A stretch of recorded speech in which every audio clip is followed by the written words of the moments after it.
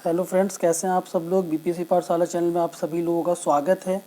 और हाजिर मैं आज आप लोगों के लिए एक और नया वीडियो लेकर। और आज का वीडियो काफ़ी इंपॉर्टेंट है मेरा। आज हम लोग करेंट अफेयर्स के बारे में बात करने वाले हैं, स्पेशली बीपीएससी मेंस के लिए जो करेंट अफेयर्स के इंपॉर्टेंट टॉपिक है उसके बारे में बात करेंगे। तो वीडियो प्रारंभ करने से पहले, जैसा कि आप सभी लोगों को पता है कि 64th बीपीएससी मेंस के लिए एप्लीकेशन फॉर्म आ चुका है और अभी अप्लाई होना स्टार्ट हो जाएगा 12 मार्च से, ठीक है। और उन्होंने एग्ज़ाम का डेट भी टेंटेटिव दे दिया है कि एग्ज़ाम आपका होगा मेंस का जून के लास्ट वीक में। तो अगर जून के लास्ट वीक से हम देखें तो अभी आपके पास 3.5-4 महीने हैं और 3.5-4 महीने आपकी तैयारी करने के लिए काफ़ी सफिशिएंट टाइम है। अगर आप अच्छे से कोशिश करेंगे, अच्छे से तैयारी करेंगे तो 3.5-4 महीने में आप बहुत अच्छी तैयारी कर सकते हैं, ठीक है। तो प्लीज़ अपना मोरल हाई रखिए और जोश बनाए रखिए और जो भी आपको टाइम मिला है हर एक पल यूटिलाइज़ कीजिए, हर एक मिनट यूटिलाइज़ कीजिए। अपना समय बर्बाद मत कीजिए बिल्कुल किसी भी काम में। मैं आपको अपने चैनल के माध्यम से मेंस के लिए गाइड कर रहा हूँ। मैं आपको सारी बातें बता रहा हूँ, कैसे आपको मेंस में अटेम्प्ट करना है, किस तरह के क्वेश्चन पूछे जाएंगे, और मैं आपको कुछ क्वेश्चंस भी दे रहा हूँ। अभी मैं आपको धीरे धीरे करके एक एक नोट्स भी प्रोवाइड करना स्टार्ट कर दूंगा। तो प्लीज़ मेरे चैनल से जुड़े रहिए और मैं जैसे आपको गाइडलाइंस कर रहा हूँ, जो भी मैं बातें आपको बता रहा हूँ उसको ध्यान से सुनिए और ध्यान से सुनने के बाद उसी के अनुसार अपनी तैयारी जारी रखिए। आपको डेफिनेटली मेंस में सफलता प्राप्त होगी, ठीक है। तो चलिए अब हम वीडियो के बारे में अगर बात करें तो आज हम लोग बात करेंगे जो आपका जनरल स्टडीज़ पेपर 1 है उसका सेक्शन 2, जिसमें आपको करेंट अफेयर्स और इंटरनेशनल रिलेशन के बारे में पढ़ना है, ठीक है। तो इसी के बारे में आज मैंने ये वीडियो बनाया है और मैं आपको करेंट अफेयर से संबंधित जो भी इंपॉर्टेंट टॉपिक हैं पिछले 1 साल का मैं करंट अफेयर्स यहाँ पे कवर करने वाला हूँ, ठीक है। तो ये वीडियो मेरा 3 या 4 पार्ट में होगा। ये मेरा पार्ट 1 है, ठीक है। तो आगे आने वाले दिनों में जैसे जैसे मुझे इंपॉर्टेंट टॉपिक मिलता जाएगा और मुझे नोट्स मिलता जाएगा उनका, तो वो मैं नोट्स भी आपको प्रोवाइड कर दूंगा और वो टॉपिक भी मैं आपको बता दूंगा। तो आप भी अपनी तैयारी जारी रखिए और जो मैं वीडियो में टॉपिक बता रहा हूँ और जो मैं आपको अभी नोट्स प्रोवाइड करने वाला हूँ तो उसकी मदद से आप अपना खुद का नोट्स बनाते रहिए, ठीक है। तो चलिए अभी हम देख लेते हैं इसमें क्या करना है। अभी हम करेंट अफेयर्स के साथ साथ इसमें इकोनॉमिक्स का भी कुछ इंपॉर्टेंट जो करेंट अफेयर्स है वो भी देखेंगे और साइंस एंड टेक का भी देखेंगे। देखिए उससे क्या होगा, आपका करेंट अफेयर्स तो हो ही जाएगा जो पेपर 1 का सेक्शन 2 है, साथ ही जो आपका पेपर 2 है, ठीक है। तो पेपर 2 में आपको economics, geography and science and technology भी पढ़ना है जो जनरल स्टडीज़ का पेपर 2 है। तो इस इकोनॉमिक्स और साइंस एंड टेक से संबंधित जो भी करेंट अफेयर्स के मुद्दे होंगे तो उसके बारे में भी हम बात करते रहेंगे, जिससे आपका इकोनॉमिक्स और साइंस टेक भी तैयार हो जाएगा, ठीक है। तो चलिए आप वीडियो को अच्छे से देखिए। सबसे पहले हम एक बात कर लेते हैं। अभी हम करेंट अफेयर्स के मुद्दे पे आएंगे, लेकिन उससे पहले एक बहुत ही ज़रूरी बात कर लेते हैं। आप इस बात को ध्यान से सुनिए। मैं मैक्सिमम स्टूडेंट को देख रहा हूँ जिनको मेंस लिखना है वो काफ़ी परेशान है। उनको ऐसे लगता है कि हम मेंस कैसे लिखेंगे और वो ये भी बार बार शिकायत कर रहे हैं कि सर लिखने में काफ़ी प्रॉब्लम हो रही है, क्या लिखना है, कैसे लिखना है, मुझे बिल्कुल भी समझ में नहीं आ रहा है। तो देखिए मैं 2-3 बातें आपको बिल्कुल स्पष्ट कर देना चाहता हूँ। जैसे आप +2 का एग्ज़ाम देते हैं, जैसे आप 10th का एग्ज़ाम देते हैं, जैसे आप यूनिवर्सिटी का एग्ज़ाम देते हैं, तो वहाँ भी तो आप लिखते हैं ना। वहाँ भी जो आपको क्वेश्चन पेपर दिया जाता है और जो उसका आंसर लिखना होता है वो डिस्क्रिप्टिव ही होता है। तो जब वहाँ पे आप लिखते हैं, आप डिस्क्रिप्टिव वहाँ भी आंसर देते हैं, तो अभी मेंस लिखने में आपको क्या परेशानी होगी और आप इतना उसके लिए क्यों परेशान हैं। तो देखिए बिल्कुल परेशान मत होइए। मैं आपको बताता हूँ आपकी परेशानी का सबसे बड़ा रीज़न ये है कि आपकी तैयारी नहीं है, आपके पास कंटेंट नहीं है, ठीक है। जब तक आपके पास कंटेंट नहीं होगा आप कैसे आंसर लिखेंगे। ऐसे तो नहीं हो सकता ना कि आप किसी टॉपिक के बारे में कुछ भी नहीं जानते हैं और आप उस टॉपिक को लिखना स्टार्ट कर दें और आप उस टॉपिक के बारे में सब कुछ लिख दें। That is not going to happen. You must have enough content about any topic to write it down, ठीक है। तो सबसे पहले आपको काम क्या करना है, आप कंटेंट कलेक्ट कीजिए, ठीक है। उस टॉपिक के बारे में जो भी संबंधित फैक्ट हैं, जो भी संबंधित डाटा हैं, जो भी कंटेंट है वो आपको याद होना चाहिए। जब तक वो याद नहीं होगा आप कोई भी क्वेश्चन अटेम्प्ट नहीं कर सकते। ऐसा बिल्कुल भी पॉसिबल नहीं है कि कोई भी स्टूडेंट हो, चाहे वो कितना भी ब्रिलियंट हो, कितना भी तेज हो, जब तक किसी पर्टिकुलर टॉपिक के बारे में उसने तैयारी नहीं की है उस टॉपिक के बारे में वो नहीं लिख सकता है।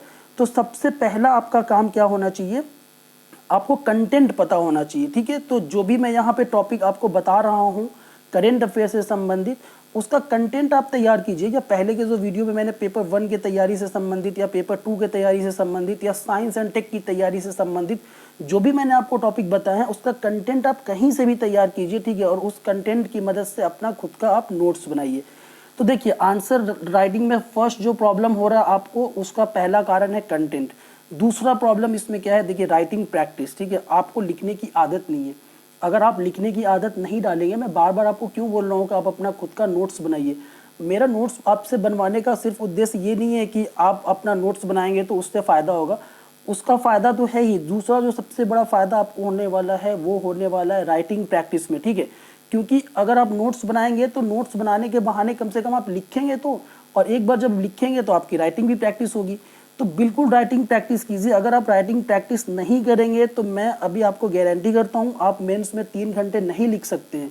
It is very difficult continuously 3 hours writing करना, और आपको सारे अगर आप क्वेश्चन का आंसर देखें तो अराउंड 2500 से 3000 वर्ड्स में लिखना, it is going to be very difficult and hectic for you if you do not practice as of now, ठीक है। तो प्लीज़ प्रैक्टिस कीजिए, आप लिखिए, ठीक है। और अगर आप लिखेंगे तो बिल्कुल आपकी राइटिंग प्रैक्टिस होगी और आपका नोट्स भी बन के तैयार हो जाएगा।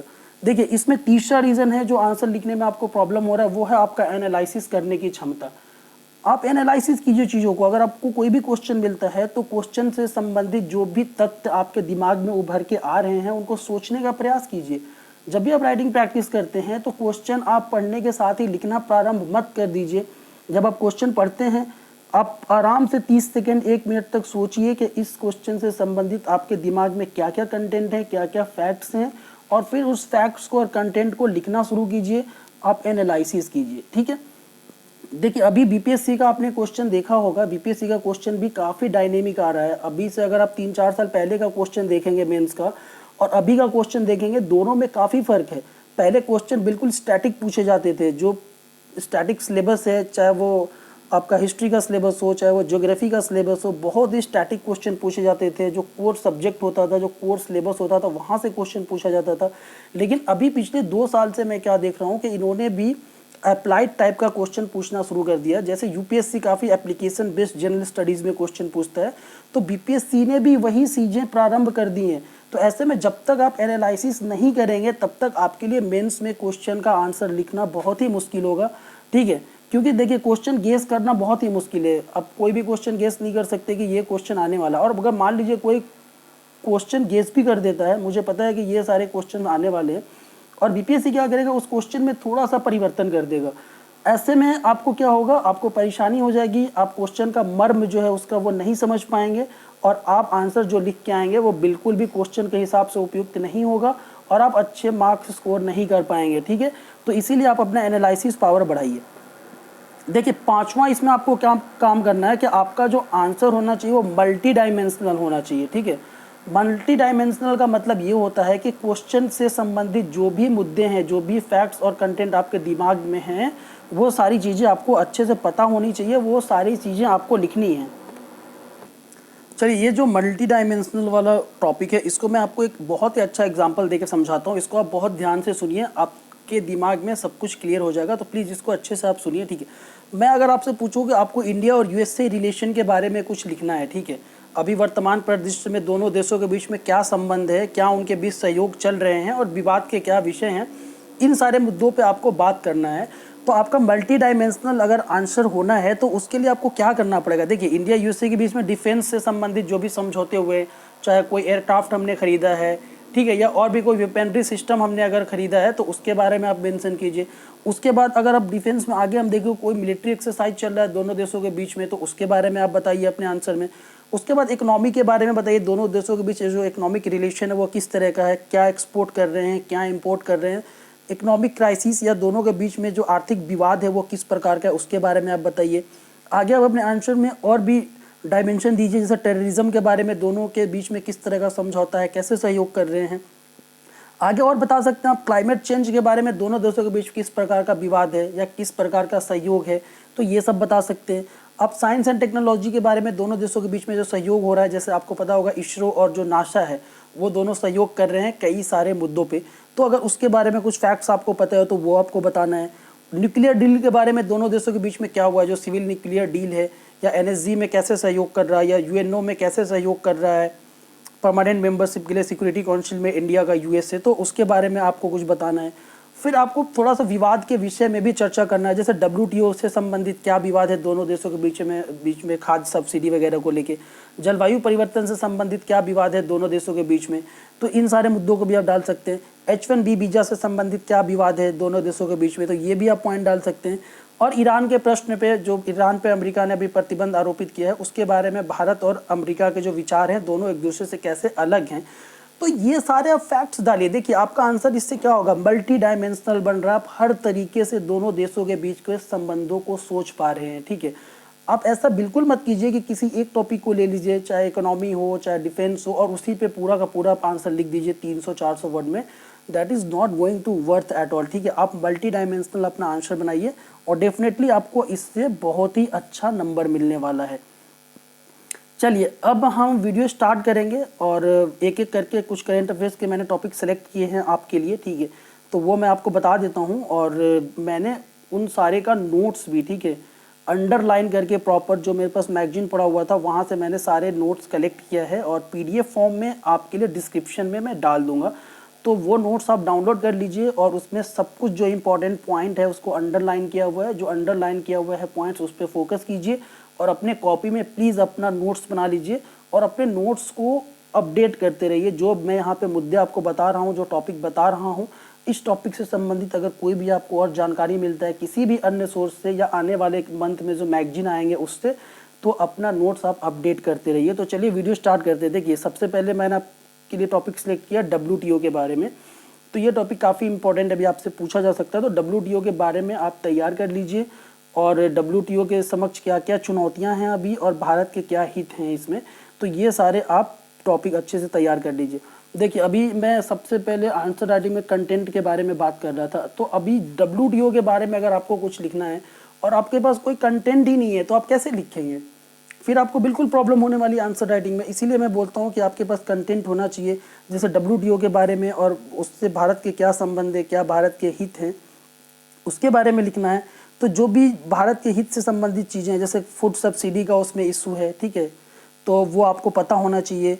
उसके बाद जो व्यापार से संबंधित और भी सब्सिडी वाले मुद्दे हैं वो आपको पता होना चाहिए। उसमें कॉपीराइट का क्या विवाद है अमेरिका के साथ में वो पता होना चाहिए। टैरिफ से संबंधित क्या क्या विवाद है WTO में वो आपको पता होना चाहिए। उसके बाद संरक्षणवाद का जो अभी दौर चल रहा है, ठीक है, तो संरक्षणवाद का जो अभी प्रभाव है विश्व व्यापार पे, तो उससे WTO कैसे प्रभावित हो रहा है, ये सारी चीज़ें आपको डालनी पड़ेगी। उसके बाद जो क्षेत्रीय व्यापार संगठन बन रहे हैं, जैसा कि आप लोगों को पता होगा RCEP और TPP जैसे ट्रांस पैसिफिक पार्टनरशिप, ये सारे जो रीजनल ट्रेड एग्रीमेंट हो रहे हैं, तो इसका क्या इम्पैक्ट होने वाला है WTO पे, तो ये आपको पता होना चाहिए। उसके बाद जो USA चाइना में ट्रेड वार चल रहा है, तो उसका क्या इफेक्ट होने वाला है WTO पे, तो ये सारी चीज़ें आपको पता होनी चाहिए, आप अपने आंसर में लिखिए। उसके बाद अमेरिका का जो अभी नया एक पॉलिसी आया है, buy American hire American and America first policy, तो ये सारी चीज़ भी आप अपने आंसर में डालिए। उसके बाद निर्यात सब्सिडी से संबंधित क्या क्या मुद्दे हैं, ये सारी चीज़ें डाल सकते हैं, ठीक है। और फिर आप आंसर अपना, अगर आपको प्रारंभ करना है तो WTO की स्थापना कब हुआ था, उसका क्या उद्देश्य थे, ये 2-3 लाइन में आप स्टार्ट कर सकते हैं। तो देखिए ऐसे आपको अपना आंसर बनाना है, ऐसे आपको अपना आंसर फ्रेम करना है और आपको कंटेंट बिल्कुल पता होना चाहिए। जब तक कंटेंट पता नहीं होगा तब तक आप आंसर नहीं लिख सकते मेंस में, ठीक है। तो आप बहुत ज़्यादा परेशान मत होइए, जो भी मैं आपको टॉपिक पहले बता रहा हूँ प्लीज़ आप जैसे भी करके, चाहे आप किसी के नोट से या यूट्यूब के माध्यम से या फिर विकीपीडिया के माध्यम से या इंटरनेट के माध्यम से, आपके पास कोई बुक्स पड़ा हुआ है उस बुक्स के माध्यम से जो भी मैं आपको टॉपिक अवेलेबल करा रहा हूँ GS paper 1 and GS paper 2 का, उसका आप नोट्स बना लीजिए। नोट्स बनाने के बाद आप उसको बार बार रिवाइज करते रहिए। एक बार आपके दिमाग में कंटेंट सेट हो जाएगा, आप बहुत ही आराम से लिख सकते हैं, कोई प्रॉब्लम नहीं है। जैसे आपने बोर्ड के एग्जाम में लिखा है, जैसे आपने यूनिवर्सिटी के एग्जाम में लिखा है, वैसे आप मेंस के एग्जाम में भी लिख सकते हैं, बहुत ही आसानी से लिख सकते हैं। You are not going to face a single problem, ठीक है। तो चलिए अब हम आगे बढ़ते हैं। WTO आप तैयार कीजिए।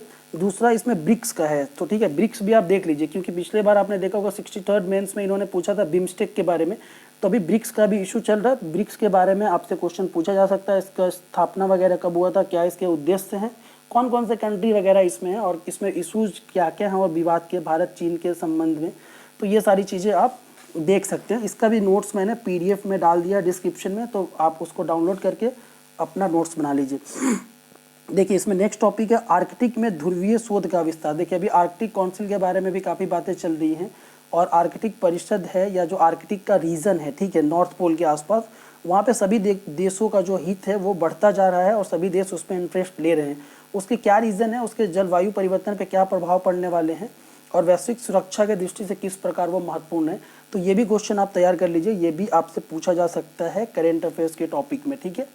चलिए अब आगे हम देख लेते हैं इसमें फेक न्यूज़ और मॉब लिंचिंग। देखिए अभी सोशल जो साइट्स हैं इसका काफ़ी इशू चल रहा है, तो इससे संबंधित भी क्वेश्चन आपसे पूछे जा सकते हैं जो करेंट अफेयर्स है, ठीक है। तो इसको भी आप अच्छे से तैयार कर लीजिएगा। इसका भी मैंने जो पूरा PDF है वो डाल दिया डिस्क्रिप्शन में, वहाँ से आप डाउनलोड कर लीजिए, इसको देख लीजिएगा, ठीक है। चलिए नेक्स्ट है हिंद महासागर के बारे में, ठीक है। तो जो हिंद महासागर का जियो पॉलिटिक्स है उसका क्या इंपॉर्टेंस है इंडियन ओशियन का भारत के सुरक्षा के संबंध में, ठीक है, और भारत के ट्रेड वगैरह के संबंध में, तो ये सारी चीज़ें आप कर लीजिएगा। ये आपसे क्वेश्चन पूछा जा सकता है ज्योग्राफी में भी, ठीक है, जो आपका पेपर 2 में होगा, और साथ ही करेंट अफेयर्स में भी ये पूछा जा सकता है, बट ज्योग्राफी में पूछे जाने की संभावना बहुत ज़्यादा है। तो इसका भी नोट्स पड़ा हुआ है, आप आराम से देख लीजिएगा डिस्क्रिप्शन से, ठीक है। चलिए इसमें नेक्स्ट टॉपिक है, देखिए यहाँ पे मैंने एक और भी बहुत ही अच्छा कलेक्शन आपके लिए दिया है। इसमें भारत का जो विभिन्न देशों के साथ में रिलेशनशिप है, ठीक है, फॉरेन रिलेशन है, तो ये मैंने एक जगह संकलित किया है सारे का सारा, और ये काफ़ी अच्छा नोट्स है, काफ़ी अपडेटेड है और ये पूरा करेंट अफेयर्स से जुड़ा हुआ है। तो ये मैं एक एक करके आपको बता देता हूँ, और इनके भी नोट्स डिस्क्रिप्शन में पड़े हुए हैं, सब कुछ अच्छे से अंडरलाइन किया हुआ है, आपको बहुत ज़्यादा एफर्ट लगाने की ज़रूरत नहीं पड़ेगी। जो लाइन मैंने अंडरलाइन किया हुआ है सिर्फ वही लाइन आप पढ़िए और उसी को अपने कॉपी में लिख के नोट्स बना लीजिए, और इन देशों से संबंधित आगे आने वाले महीनों में अगर कोई भी अपडेट होता है इंडिया के साथ में तो उसको भी अपने नोट्स में आप डाल लीजिए। उससे क्या होगा, आपका एकदम अपडेटेड नोट्स बन के तैयार हो जाएगा। तो इसमें हम कौन कौन से देश के बारे में पढ़ने वाले हैं, देखिए सबसे पहले हम इसमें पढ़ेंगे भारत और नेपाल के बारे में, ठीक है। दूसरा इसमें हम पढ़ने वाले हैं भारत और बांग्लादेश के बारे में, ठीक है, ये सारे भारत के पड़ोसी देश हैं, तो इससे क्वेश्चन पूछे जाने की संभावना बहुत है। तीसरा इसमें हम देखने वाले हैं भारत और चीन के संबंध में, ठीक है, तो ये भी आपको तैयार करना है। चौथा इसमें हम देखने वाले हैं शंघाई सहयोग संगठन। जैसा कि आप सभी लोगों को पता होगा, इंडिया और पाकिस्तान दोनों देश 2017 में SCO अर्थात शंघाई सहयोग संगठन के परमानेंट सदस्य बन गए हैं, ठीक है। तो यहाँ से भी क्वेश्चन पूछा जा सकता है, इसमें सेंट्रल एशिया वगैरह का क्या कॉन्सेप्ट है और कैसे इससे भारत को लाभ होने वाला है ट्रेड में और सिक्योरिटी पर्पस से और टेररिज्म फाइट करने में। तो ये सारी चीज़ें आप देख लीजिएगा, ये शंघाई सहयोग संगठन से भी क्वेश्चन आ सकता है, ठीक है, 64th मेंस में। नेक्स्ट इसमें इंडिया एंड पाकिस्तान रिलेशनशिप के बारे में है, ठीक है, और इससे जो आगे मैंने टॉपिक आपको बताया वो है इंडिया एंड आसियान। तो ये भी आसियान भी बहुत ही इंपॉर्टेंट है, और उससे भारत के क्या संबंध है, भारत के क्या हित है, दोनों देशों के बीच में जो संबंध है उसमें क्या क्या बाधाएं हैं। तो ये सारी चीज़ें भी आपको अच्छे से तैयार करना। अगर बिम्स्टेक पूछा है तो आसियान भी बिल्कुल पूछ सकता है, इसका भी नोट्स डिस्क्रिप्शन में पड़ा हुआ है, तो आप अच्छे से देख लीजिएगा। चलिए नेक्स्ट इसमें इंडिया एंड रशिया, ठीक है, तो इंडिया एंड रशिया से भी क्वेश्चन आ सकता है, इसको भी आप अच्छे से तैयार कीजिए। इसमें नेक्स्ट है इंडिया एंड USA, ठीक है, तो USA से भी इंडिया के क्या क्या संबंध रहे हैं और क्या लेटेस्ट अभी चल रहा है, तो ये सारी चीज़ें आपको देखना है। इसमें नेक्स्ट है इंडिया एंड इजराइल, ठीक है, तो ये भी देख लीजिएगा आप, इसका भी नोट्स डिस्क्रिप्शन में पड़ा हुआ है। और नेक्स्ट इसमें दक्षिण को इंग्लिश में क्या बोलते हैं, सार्क, ठीक है, तो सार्क भी काफ़ी इंपॉर्टेंट है। अगर बिम्स्टेक पूछा है तो सार्क भी पूछा जा सकता है। सार्क से संबंधित क्या क्या समस्याएं हैं, कैसे इसका एस्टेब्लिशमेंट हुआ है, किसके क्या पर्पस थे, ठीक है, कौन कौन से कंट्री हैं इसमें, तो ये सारी चीज़ें आप देख लीजिएगा। चलिए अब कंट्री के बारे में हो गया, तो बस इतने ही कंट्री के बारे में आप कर लीजिए। और जो 2-3 मैंने ऑर्गेनाइजेशन बताए, रीजनल ऑर्गेनाइजेशन, जिसमें क्या था SCO, ठीक है, उसके बाद में सार्क एंड तीसरा क्या था इसमें आसियान। तो ये 3 देख लीजिए, और इंडिया का क्या उसमें हित है, क्या रिलेशन है, वो सब तैयार कर लीजिए। देखिए नेक्स्ट करेंट अफेयर्स का टॉपिक है 1, 2, 3 संविधान संशोधन विधेयक, जो इसमें NCBC का प्रोविजन किया गया है और उसको कॉन्स्टिट्यूशनल बॉडी बनाया गया है, ठीक है, तो उससे क्या फ़ायदा होने वाला है, क्यों किया गया ऐसा, तो इसको भी तैयार कर लीजिएगा। इसका भी नोट्स डिस्क्रिप्शन में पड़ा हुआ है। नेक्स्ट देखिए अनुच्छेद 35A है, ये JNK से संबंधित है, और इस पर भी आए दिन न्यूज़ आते रहते हैं। अभी सुप्रीम कोर्ट में सुनवाई भी चल रही है आर्टिकल 35A के बारे में, तो ये भी काफ़ी इंपॉर्टेंट है, काफ़ी बर्निंग टॉपिक है, तो आपके मेंस में इससे क्वेश्चन आ सकता है, ठीक है। ये पॉलिटी में भी क्वेश्चन आपसे पूछ सकते हैं, या फिर आपसे क्वेश्चन इससे संबंधित पूछा जा सकता है करेंट अफेयर्स में। चलिए नेक्स्ट इसमें देखिए गगनयान मिशन, ये साइंस एंड टेक में आपसे क्वेश्चन पूछा जा सकता है गगनयान मिशन के बारे में, तो इसको काफ़ी अच्छे से तैयार कर लीजिए। भारत का फर्स्ट जो मैन्ड स्पेस मिशन है, तो उसका नाम दिया गया है, उसको क्या नाम दिया गया, गगनयान, और ये कब प्रोजेक्टेड है, 2022 में, तो इसको अच्छे से आप तैयार कर लीजिए। चलिए अब हम आगे देखते हैं। आगे इसमें है जैविक कृषि के बारे में, ठीक है। तो जैविक कृषि भी काफ़ी इम्पोर्टेंट है और इसके बारे में भी आए दिन न्यूज चलते रहते हैं। जैसा कि आप सभी लोगों को पता है, सिक्किम जो है इंडिया का फर्स्ट जैविक राज्य बन गया है, ठीक है। तो इससे भी क्वेश्चन आ सकता है, इसके क्या लाभ हैं, इसमें क्या क्या समस्याएं हैं जैविक कृषकों को। तो ये सारे टॉपिक आप अच्छे से तैयार कर लीजिए, यहाँ से भी क्वेश्चन पूछा जा सकता है आपके ज्योग्राफी में, ठीक है। तो ये ज्योग्राफी का क्वेश्चन यहाँ से बन सकता है जैविक कृषि के बारे में।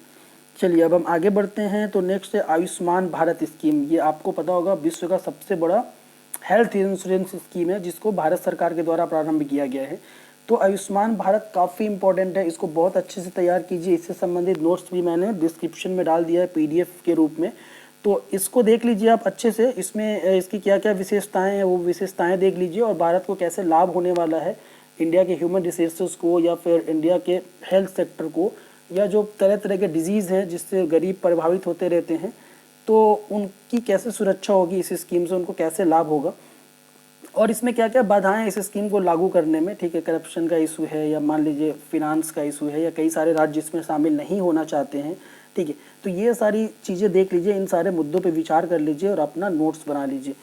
तो देखिए दोस्तों, आज के लिए बस इतना ही है। जो अब आगे मैं वीडियो दूंगा करंट अफेयर्स के लिए, मैंने पहले ही आपको बताया ये जो करंट अफेयर्स का टॉपिक है ये 3-4 पार्ट में आएगा। तो मुझे जैसे ही नए अब मुद्दे मिलेंगे उन मुद्दों पे मैं आपको वीडियो बना के दे दूंगा और उससे संबंधित नोट्स भी डाल दूंगा। तो मैंने डिस्क्रिप्शन में आपके लिए नोट्स डाल दिया है, ठीक है। तो नोट्स देख लीजिएगा, उसको डाउनलोड कर लीजिए अच्छे से और अपने कॉपी पे, अपने नोटबुक पे उसका नोट्स बना लीजिए, ठीक है। मैं देखिए डिस्क्रिप्शन में 2 और वीडियो का लिंक दूंगा आपको, ठीक है। मैंने अपने चैनल पे 2 और वीडियो बना के दिया है। एक तो दिया है कि बीपीएससी मेंस और प्री के लिए आपको करंट अफेयर्स की तैयारी कैसे करनी है, कौन सा बुक रेफर करना है, कौन सा मैगजीन रेफर करना है, तो ये सारी चीज़ें मैंने आपको बताई हैं, ठीक है। तो उस वीडियो को भी आप ज़रूर देख लीजिएगा, उसका लिंक मैं डिस्क्रिप्शन में दे दूंगा। और दूसरा एक और वीडियो दूंगा, मैंने जो भी मैगजीन आपको सजेस्ट किया है तो उस मैगजीन को कैसे पढ़ना है, ठीक है। तो वो वीडियो भी ज़रूर देख लीजिएगा। मैगजीन में सारी चीज़ें पढ़नी है या नहीं पढ़नी है, कौन सी चीज़ें छोड़नी है, उसमें कौन सा इंपॉर्टेंट है, कैसे डिसाइड करना है, कितने फैक्ट्स याद करना है, कौन कौन से फैक्ट्स छोड़ना है। क्योंकि देखिए किसी के लिए भी पॉसिबल नहीं है कि मैगजीन में जितने भी फैक्ट्स दिए रहते हैं सारे फैक्ट्स को याद कर ले कोई। तो ये ज़रूरी है कि उसमें से कुछ चीज़ों को छोड़ दी जाए। तो कौन से टॉपिक छोड़ना है, कैसे डिसाइड किया जाएगा, तो ये दूसरे वाले वीडियो में मैंने इसको बताया है आपको। तो उसका भी लिंक मैं डिस्क्रिप्शन में दे दूंगा, दोनों वीडियो आप देख लीजिएगा, ठीक है दोस्तों। फिर आप अच्छे से तैयारी करते रहिए, मेरे बेस्ट विशेज़ हैं आप लोगों के साथ में, और मेरे से जितना भी हो पाएगा मैं आप लोगों की मदद करूंगा, स्पेशली मेंस के लिए। और मैं चाहता हूं कि आप खूब मेहनत करें, जो भी मैं टॉपिक आपको बता रहा हूं उसको अच्छे से तैयार करें आप। आपका 100% सिलेक्शन होने वाला है। जैसे मैं आपको बता रहा हूँ, जो मैं आपको गाइड कर रहा हूँ उस पर आप फोकस करते रहिए। एग्ज़ाम बिल्कुल आसान है, आप बिल्कुल टेंशन मत लीजिए, आप बस टाइम यूटिलाइज़ कीजिए। 3.5-4 महीने जो भी एग्ज़ाम के समय बचे हुए हैं अभी, उस पर मैं पूरा फोकस्ड रहिए। जो भी बाधाएं हैं आपके जीवन में, उन बाधाओं से ऊपर उठने का प्रयास कीजिए। क्योंकि देखिए छोटी मोटी जो बाधाएं हैं, छोटे मोटे अवरोध ज़िंदगी में चलते रहते हैं, आप उसको अपनी तैयारी के मार्ग में रुकावट के तौर पे ना देखें, ठीक है। आप उनसे उबरिए और अपनी तैयारी को जारी रखिए अच्छे से। चलिए, अगर आप मेरे चैनल पे नए हैं तो प्लीज़ चैनल को सब्सक्राइब कर लीजिए। अगर वीडियो अच्छा लगता है तो वीडियो को आप लाइक कर दीजिए और अपने दोस्तों के साथ भी शेयर कीजिए, क्योंकि मैं चाहता हूं कि जो भी मैं वीडियो आप लोगों के लिए बना रहा हूं उसका लाभ अधिक से अधिक लोगों तक पहुंचे। तो प्लीज़ अपने दोस्तों के साथ सब्सक्राइब कीजिए, उनको भी वीडियो के बारे में और चैनल के बारे में बताइए।